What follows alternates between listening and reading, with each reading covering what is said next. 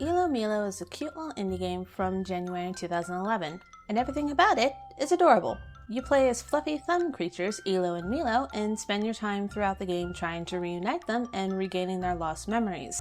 Ilomilo was a joint venture between now defunct indie devs Southend Interactive and Microsoft Studios, so naturally it came out for the PC, Xbox 360, and Windows Phone 7, because Microsoft tried to make phones that one time. It came out to pretty positive reviews, and Microsoft even put it on the Xbox One in 2017 via its backwards compatibility thingamajig. It's also available on the Windows Store for PC as Ilomilo Plus, an expansion that has new creatures and a whole new story to play through that will tug at your heartstrings worse than the first one did. Overall, it's a nice little brain teaser and gives you a bunch of feels you never asked for, but are grateful to experience anyway. Seriously, go play it. It's $5 and has local co-op, you've no reason not to. If you want to see actual gameplay, you can watch my Let's Play of it, going on now.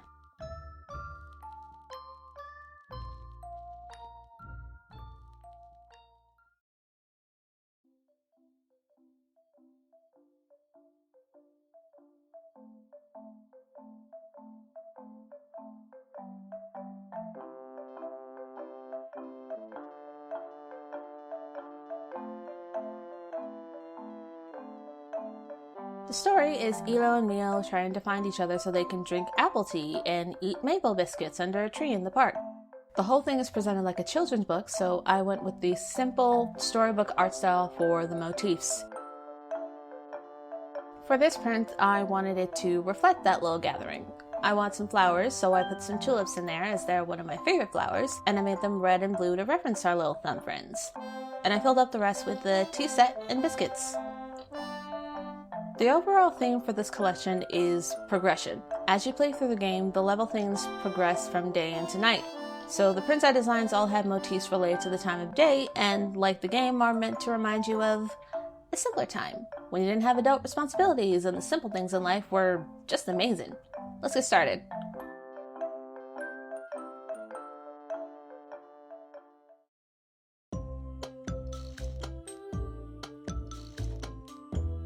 I am using Simplicity's H444 pattern as a base, but like all of my commercial patterns, I just modified it for my personal body measurements and style preferences and made some minor adjustments to make it look nicer.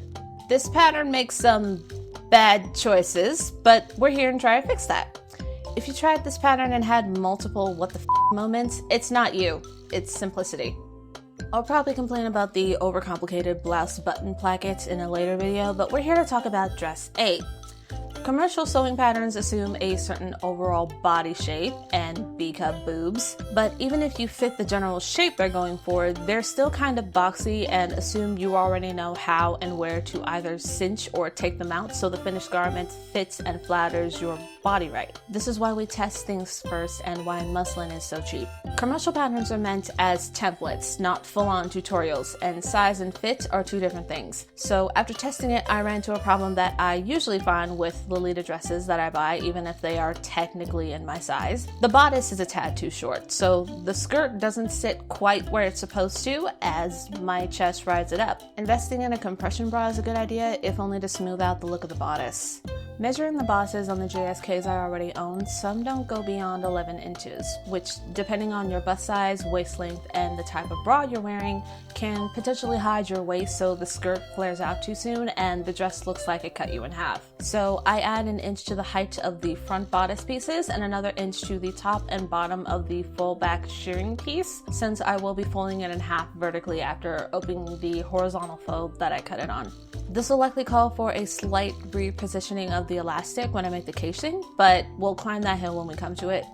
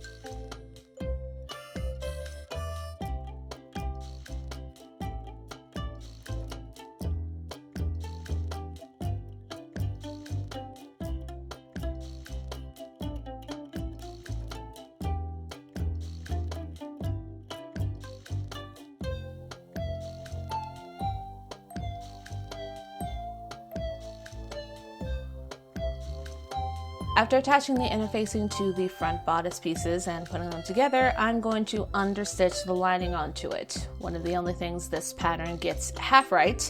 I say that because I'm going to combine 2 steps in one, as the way they tell you to attach the shoulder straps is bad. No one wants the ends of their straps exposed like this on top of their lace. That isn't a stylistic choice, it's just lazy. I want to hide the ends of them and add some extra reinforcement via the lining, so we're stitching the front ends in at the same time as the lining, sandwiching them between that and the actual front.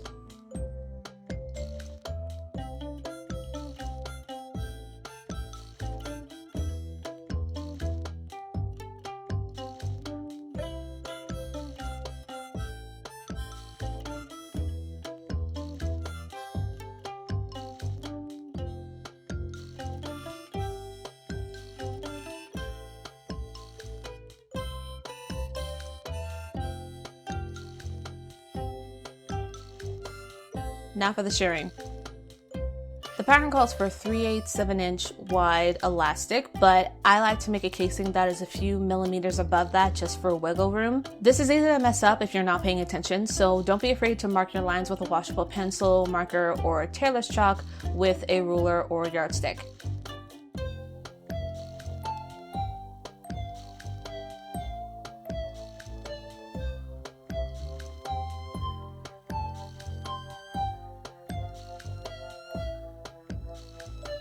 Pulling the elastic through isn't the hardest thing in the world. If you pull drawstrings through waistbands, this is the same idea. Again, just make sure your casings can fit both your elastic and the safety pin you're using, or they can get stuck.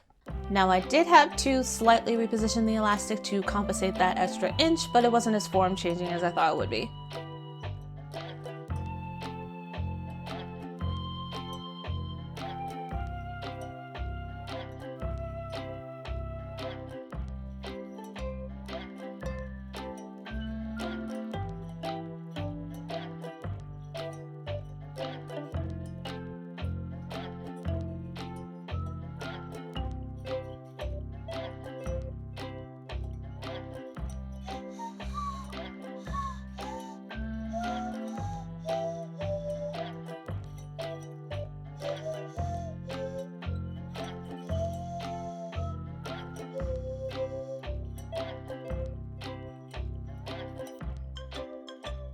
Attach the shirring.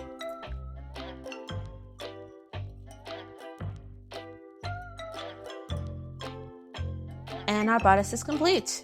For my styling adjustments, I've left out the top and bottom lace that they want you to put on the bodice, and I've also cut out the lace and ribbons that they want you to put on the shoulder straps because I have broad shoulders and want to draw as little attention to them as possible to even out the silhouette. I also just completely skipped the baby rickrack trim because I hate rickrack with the passion of 1,000 suns. Also, I'm not putting the bow on the center front just because I couldn't find matching ribbon in the appropriate width. Sacrifices must be made. Now to work on gathering the skirt. When gathering cotton or cotton blends, I set my machine to just over 3 millimeters in stitch length and do the same with my upper thread tension string.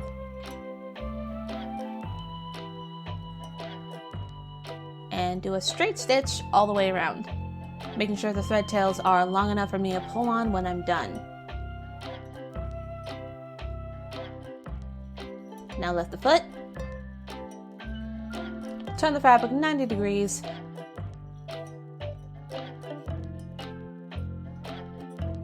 stitch once, turn another 90 degrees,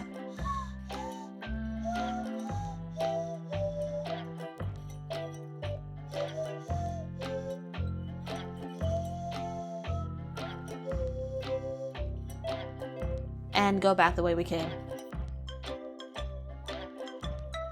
Now spend 20 minutes gathering.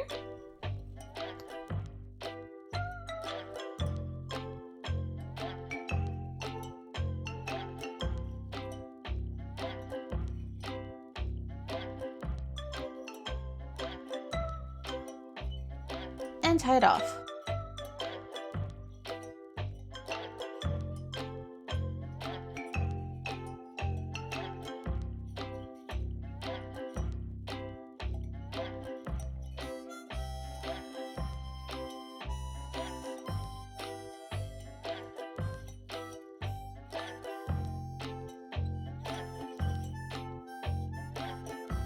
Attach the lace to your bottom hem.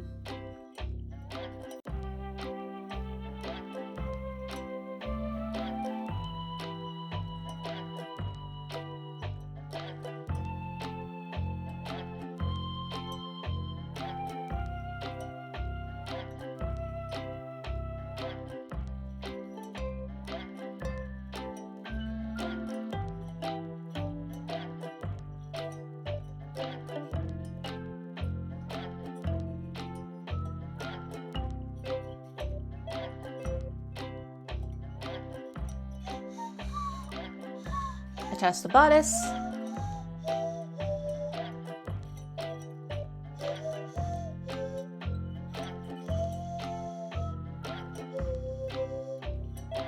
And we're done.